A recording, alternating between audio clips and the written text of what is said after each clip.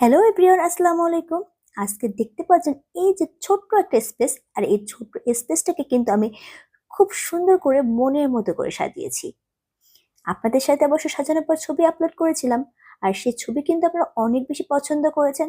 আর বিশেষ করে এই জায়গাটা আমার অনেক বেশি পছন্দ হয়েছে। আমি আসলে আগে চিন্তা করতে পারিনি যে এটা এতটা সুন্দর হবে। তবে হ্যাঁ, কল্পনাতে কিন্তু আমি অনেকটাই চিন্তা করে নিয়েছিলাম, কারণ আমি এখানের প্রতিটা জিনিসই নিজে হাতে খুব যত্ন সহকারে তৈরি করেছি।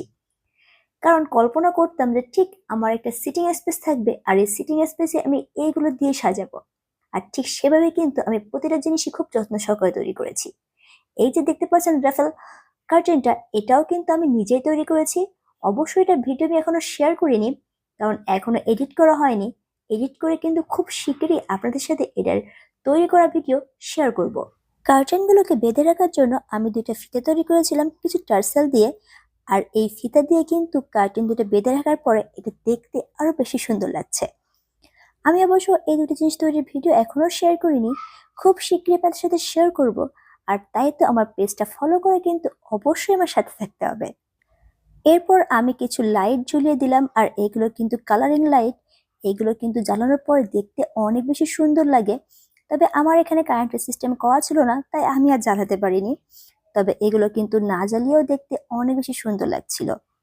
আর ঘরকে যদি আপনি লাইট দিয়ে সাজান, তাহলে দেখতে কিন্তু সেটা অনেক বেশি অ্যাস্থেটিক লাগে। আর আমার তো ভীষণ ভালো লাগে। এই যে দেখতে পাচ্ছেন ড্রিম লাইটটা, এটা কিন্তু আমি নিজেই তৈরি করেছি, এবং এটার ভিডিও কিন্তু অলরেডি শেয়ার করা আছে। তারপরও আমি প্রতি জিনিস তৈরির ভিডিও কিন্তু আবারও এই ভিডিওর কমেন্টসে লিংক দিয়ে দেব, আপনারা চাইলে চেক আউট করে নিতে পারেন। আমার তো অনেকগুলো ফুলদানি তৈরি করা আছে, তবে তার ভিতর মনে হলো এখানে গোল্ডেন কালারের ফুলদানিটা মনে হয় অনেক সুন্দর মানাবে। আর তাই তো একটা কোনায় গোল্ডেন কালারের ফুলদানি রেখে দিয়েছি। দেখতে কিন্তু মাশাআল্লাহ অনেক সুন্দর লাগছে।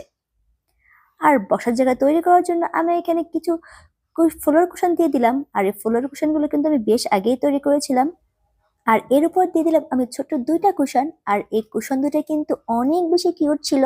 আর এই কুশন দুটো আমি নিয়েছিলাম হোমলুক পেজ থেকে। তাদের পেজ লিঙ্ক অবশ্যই আমি ক্যাপশনে মেনশন করে দিব, আপনারা চেক আউট করে নেবেন। আর সে সাথে ছিল কিন্তু একটা সুন্দর র্যাক, যে র্যাকটা কিন্তু আমি নিয়েছিলাম হোমলুক পেজ থেকে।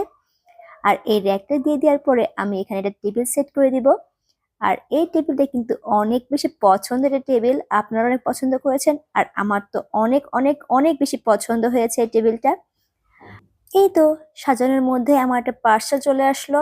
আর এই পার্সেলটা ওপেনিং ভিডিও কিন্তু অলরেডি আমি শেয়ার করে দিয়েছি আপনাদের সাথে। আর এই সুন্দর জায়গাটা বসে এই পার্সেলটা আনবক্সিং করতে যে আমার এত ভালো লাগছিল কি বলবো। আপনারা তো মনে হয় অলরেডি দেখেই নিয়েছেন অনেকে, আর যারা দেখে নেননি তারা অবশ্যই দেখে নেবেন। আর এগুলো কিন্তু আমি দারাজ থেকে অর্ডার করেছিলাম 11/11 সেলে। যেহেতু 11/11-তে একটা দারাজের বড় সেল যায়, আর সেই সেলের সময় কিন্তু আমি এই সুন্দর সুন্দর ওয়ালমেটগুলো অর্ডার করেছিলাম। আর এই ওয়ালমেটগুলোকেও কিন্তু আমি এখানেই সেট করে দিয়েছি। আর আমার কাছে মনে হচ্ছিল এই জায়গাটাতে সেট করে মনে হয় এটা বেশি সুন্দর লাগছিল, কারণ বসলে পিছনে ব্যাকগ্রাউন্ডের ছবিটা অনেক বেশি সুন্দর লাগবে। এই তো মোটামুটি আমার জায়গাটা সাজানো কমপ্লিট হয়ে গিয়েছে। কেমন লাগছে অবশ্যই কিন্তু কমেন্ট করে জানাবেন।